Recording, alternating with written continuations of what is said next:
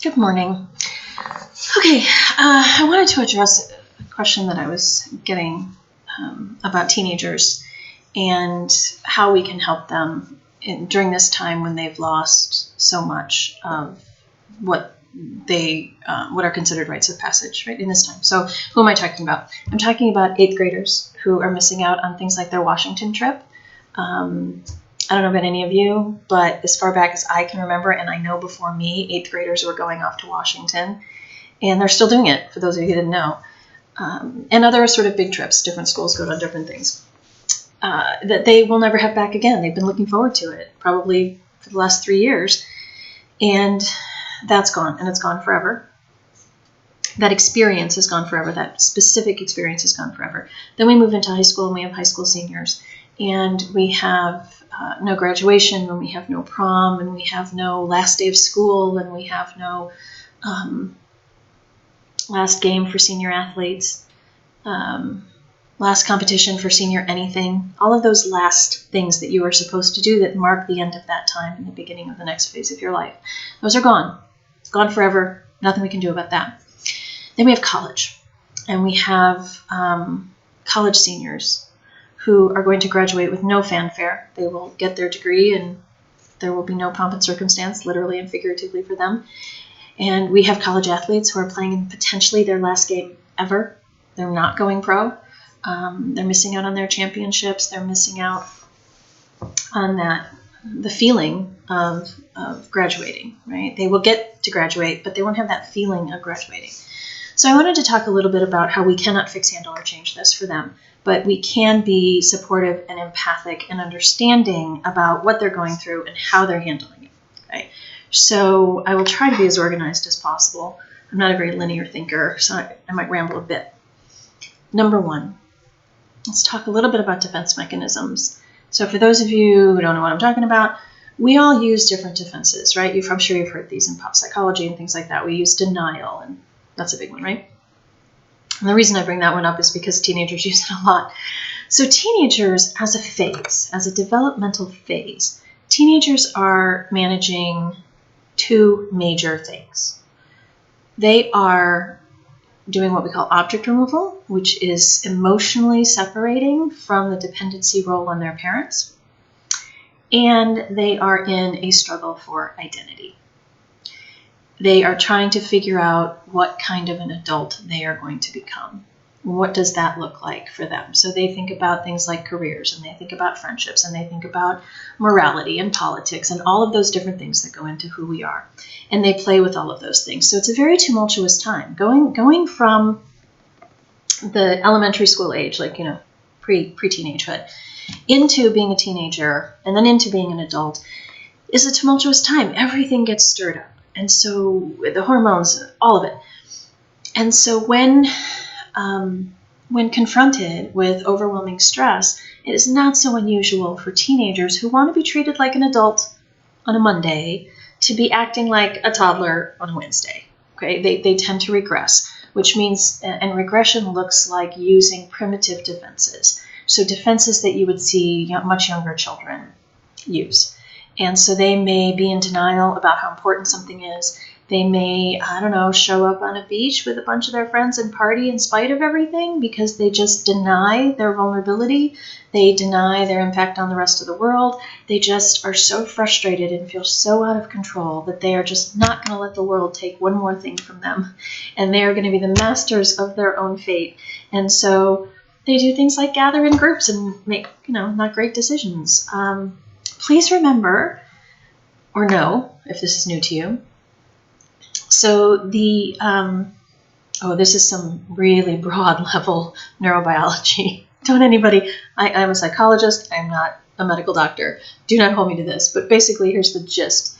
The higher ordered thinking, things like impulse control, that thing we call executive function when we talk about ADD, it exists here in the frontal lobe. Pleasure centers, much more primitive sorts of wants and needs and desires in more of the primitive brain, lower and back. And our frontal lobe is not fully developed until about 23, 26, somewhere in there, which means that teenagers are still pretty impulsive creatures.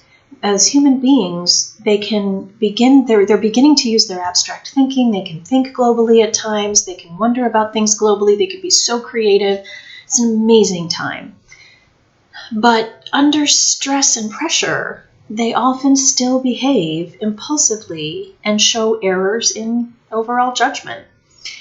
They're under a lot of pressure right now, right? They're missing out on so many rites of passage. And so it's not unusual for them to regress and use some pretty primitive defense mechanisms. One of those, by the way, is called sleeping, right? One of the ways to avoid painful stimuli is to avoid it. And one of the ways to avoid it is to just go to sleep. So for any of you grown-ups out there who are particularly tired or lazy or watching TV or getting into video games or getting into binge-watching shows, those are all ways to avoid and escape reality. Teenagers, they do all of those things, but they also sleep. 16 hours a day they can sleep. Or they'll sleep all day and stay up all night. The world is quiet and doesn't put any pressure on them at night. So it's not unusual for them to be night owls. They want to be connected virtually with their friends because it makes them feel less lonely. Adolescence is a lonely time. And I know I can hear you saying, yeah, but the family is there and all they want to do is stay up in their room and connect with their friends. That's right, because in the midst of all of this, they're still trying to separate from you. They love you and they need you, but they also need to separate from you. It is part of the job of being a teenager. And so they gravitate more towards their friends. And they try to be in control of things, right? So they set up their domain. Their bedroom is their domain, and their domain becomes very messy and out of control. It reflects everything that's going on around them. It reflects the messiness of their internal emotions. And this is not a battle I would recommend that you guys have right now. I mean, we're not talking about like, let's avoid rotting food and things of that nature, which I know many of you out there are laughing about because you find it under your kids' beds all the time. And maybe you were like that as a teenager too, by the way, I'm not sure. But it's possible. So within boundaries, have a little bit of empathy with how out of control they feel. You're feeling out of control. You have a lot of responsibility on you. Relatively speaking, they are out of control of their lives too. And it almost feels as if their development has been stopped. Like they aren't going to get their rites of passage. They aren't going to get their graduation. They aren't going to get that thing. Everything is just stopped and frozen in time for them. And then they won't get that big celebration. So the other thing is, so empathize with it. Again, just because you empathize with a feeling doesn't mean you have to fix it. Yeah, you don't have to fix, handle, or change things. It's okay. They can survive feeling this way. If they're getting too depressed or too anxious, get help. Call a therapist. Here we are. We are out there. You might hate your teenager right now. We love them. I love working with teenagers. I think they're creative and interesting and funny and dramatic and full of ideas. And they genuinely want to feel better than they're feeling. They just like the process of therapy. So seek out a child psychologist, get some help. Again, I can't offer medical advice. I can't tell you how to fix a teenager's depression. I don't know your teenager. And those things are very individualized. I will tell you, give them something to be in control over. Let them set their schedule for school if they have that opportunity. I know some schools are making kids sign on or get on video chats or get on updates or whatever, and those we have to help them stick to those obligations. And then we also have to help them self-monitor their time and figure it out. Okay, this is the work you have to do. How much time is that going to take you? How much time do you think it's going to take you to do this book report or read this or do this assignment or whatever it might be that they have to turn in? And then say, okay, when do you want to do that? Divvy up your time. Do they want to get it all over with in the morning? Would they rather relax in the morning and do it in the afternoon? When you can give them that choice, give them that choice. Let them be in control of something right now. Don't expect them to be okay. None of us are okay. None of us are okay right now. We're all dealing with it. We're all adjusting to it. We're all trying to find this new way of understanding the world. And we don't know how long it's going to take. And we don't know how long we're going to be like this.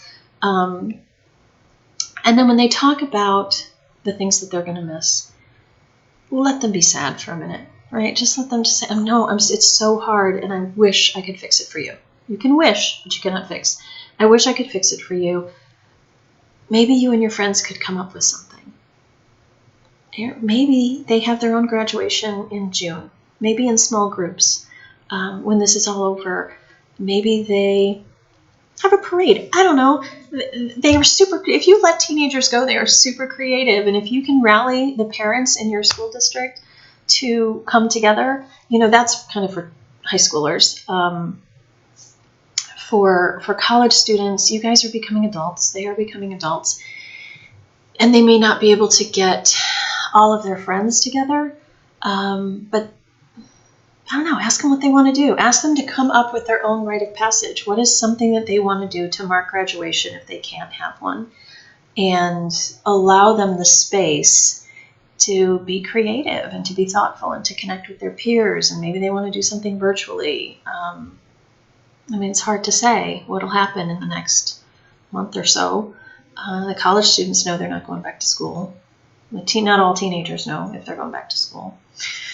So empower them to be in control of something and to come up with routines and to come up with schedules. And the more they feel in control, the more they feel independent, the more grown up they're going to feel and the more grown up they're going to act. And then just try to be understanding of the rough times. You guys are going to argue. Parents and teenagers argue. It's not the end of the road. And for any of you who care about research, let me give you this little tidbit about general parenting styles. There's permissive parenting, there's authoritative parenting, and authoritarian parenting. So permissive parents, no rules, that kind of thing. Authoritarian, on the other extreme, is my way or the highway. And that's the very controlling parent. And authoritative is a firm set of boundaries and rules and expectations with room for negotiation and exceptions. This is an exception. We are in an exceptional time. And what research finds is that the kids who do best over time, who become leaders, who are in control of themselves, come from authoritative parenting styles. Authoritarian parenting styles does not produce a leader. It produces a follower, someone who has never been able to make their own decisions or figure out their own rules or make their own mistakes. Will go into new situations and look for the most powerful person in the room and follow that person. So think about what you want your kids to become. If we want strong leaders, we have to give them opportunities to stand on their own and to make their own decisions and to fall flat on their face. Really, they have to fail in order to understand what success is. So take a look at your parenting style and maybe give it some thought. Maybe think about doing something different. I'm not saying that there's a like, oh, you're bad, you're wrong. What I often say to parents is what you're doing working. How's your kid doing? If it's not going great, then how about maybe try something else and see if a different style or a different approach might get you the result you want. Because in the end, what we want is the same. We want to produce kids who are socially responsible, who are strong, who are healthy, and who are happy, and become functioning members of society, and that they do just a little bit better than we've done. Every generation wants the next generation to do just a little bit better. And in order to do that, we have to give them a little bit of freedom and understanding for what they're going through. So just like we say to be patient with each other as we're out in the world, be patient with your teenagers. It's a rough time for them. It's really hard to have your rites of passage taken away from you. And it may not seem important in the grand scheme of things, but in their lives, it is a memory they will have for the rest of their lives, just like every first. Okay, if you have any questions, please feel free to leave them in the comments. Have a great day.